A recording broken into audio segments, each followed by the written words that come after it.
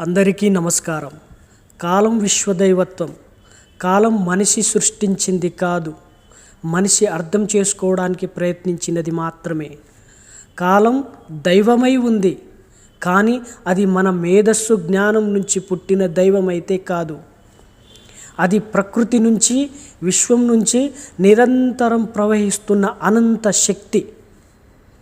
మనిషి కాలాన్ని యుగంగా అని పిలిచాడు, శతాబ్దమని అన్నాడు, సంవత్సరము, నెల, రోజు, గంటలు, నిమిషాలు, క్షణాలు అని విభజించుకుంటూ వచ్చాడు. కారణం, తన మనుగడ ఉనికి లెక్కలు వేసుకోవడానికి కాలాన్ని సంఖ్యగా, అంకెలుగా మార్చాడు. ఆ విభజనలోనే మంచి ఘడియలు, చెడ్డ ఘడియలు, మంచి ముహూర్తాలు, చెడ్డ ముహూర్తాలు అంటూ కాలానికే జ్యోతిష్యము చెప్తున్నాడు మనిషి. కానీ ఒక్కసారి ఆలోచించండి, కాలానికి మంచి చెడులు అనేవి తెలుసా? కాలం చెట్టును అడగదు నువ్వు ఎప్పుడు మొలకెత్తాలి అని, ఏ జంతువును అడగదు నువ్వు ఎప్పుడు పుట్టాలని, ఆఖరికి మనిషిని కూడా అడగదు నువ్వు ఎప్పుడు రావాలి, ఎప్పుడు పోవాలి అని.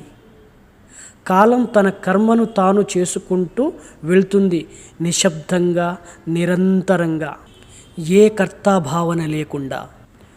జననం కాలంలోనే జరుగుతుంది, మరణం కూడా కాలంలోనే జరుగుతుంది. జీవి యొక్క జీవన ప్రయాణం మొత్తం కాలం అనే ప్రవాహంలోనే సాగుతుంది. చెట్టు వయసు కాలంలోనే తెలుస్తుంది, జంతువు జీవితం కాలంలోనే నడుస్తుంది. మనిషి శరీరం, మనిషి అనుభవం, మనిషి మార్పు అన్నీ కాలంలోనే జరుగుతాయి.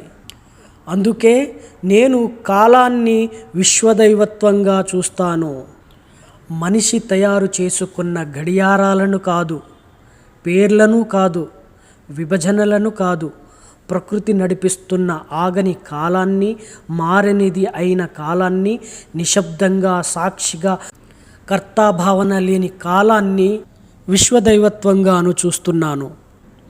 నిజం చెప్పాలంటే కాలాన్ని మనం కొలుస్తున్నాము అనుకుంటున్నాము, అంకెలతోటి, సంఖ్యలతోటి, గణాంకాలతోటి. కానీ నిజానికి కాలమే మనల్ని కొలుస్తుంది. ఎందుకంటే పుట్టే ప్రతి జీవి వయసు ఉంది అంటే దానికి మరణము ఉంది అని అర్థము. వయసు ఉంది అంటే చివరికి మరణము ఉంది అని అర్థము.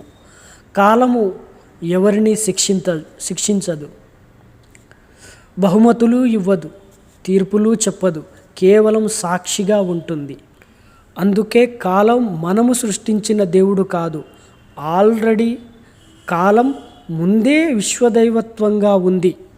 దానిని గుర్తించాలి. కాలాన్ని మనం గడియారాలలో కాదు, ముహూర్తాలలో కాదు, పేర్లలో కాదు, మనం జీవనంలోనే తెలుసుకోవాలి.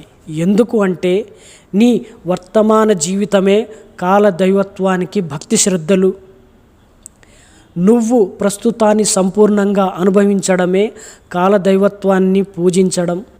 నువ్వు ఈ క్షణంలో లీనమవ్వడమే కాలదైవత్వానికి చేసే సత్య ఆరాధన. అందుకే కాలాన్ని నేను విశ్వదైవత్వంగాను చూస్తాను. ఇదే సనాతన ధర్మం యొక్క మూల అస్తిత్వం.